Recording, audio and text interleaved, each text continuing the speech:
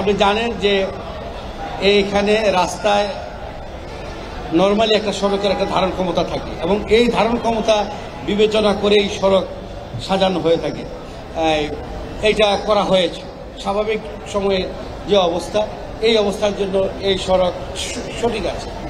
ঈদের সময় একটা বিশেষ সময় এবং এই সময়ে আমরা দেখি যে একসাথে 500 গাড়ির ধারণ ক্ষমতা আছে।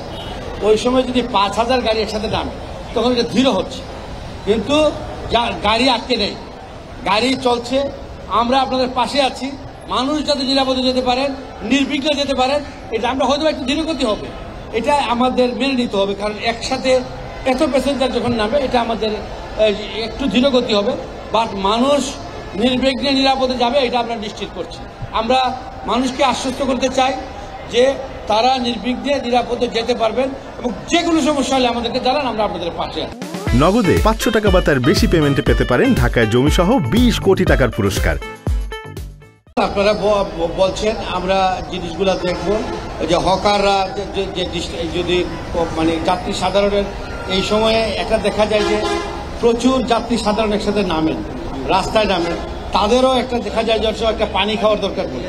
এইটার সময় অনেক সময় এইরকম পরিস্থিতিতে দেখা যায় একটা যাত্রী অসুস্থ হয়ে পড়ে। এবার আমরা সম্মানিত যাত্রী সাধারণ যদি কিছু পানি কিছু ওষুধের ব্যবস্থা করেছি এখানে, এরপরও যদি যাতে তাদের সুবিধার কথা বিবেচনা রেখে আমরা কিছু কিছু হকারদের মুভমেন্টটা এতটা বাধা দেয়। এরপরে যদি যাত্রী সাধারণ যদি অভিযোগ করেন অবশ্যই এর বিরুদ্ধে আমরা ব্যবস্থা গ্রহণ করব।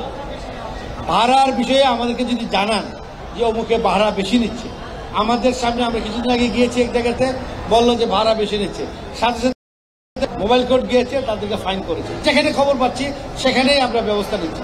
আমাদেরকে জানান। আরেকটা জিনিস দেখা যায়, কেউ কোনো একটা দুর্ঘটনায় পতিত হলে বা কোনো একটা সমস্যা পতিত হলে উনি প্যানিক হয়ে যান, জানাইতে গিয়ে উনি নিজের লোকেশনটা কোথায় এটা অনেক সময় বলতে পারে না, যার কারণে আমরা কোথায় যাবো এটাও আমরা বুঝতে পারি না। আমরা সম্মানিত যাত্রী সাধারণকে অনুরোধ করবো, সম্মানিত নাগরিকবৃন্দকে অনুরোধ করবো যে আপনারা লোকেশনটা একটু ঠান্ডা মাথায় আমাদেরকে বলেন, যাতে আমরা আপনাকে লোকেট করতে পারি।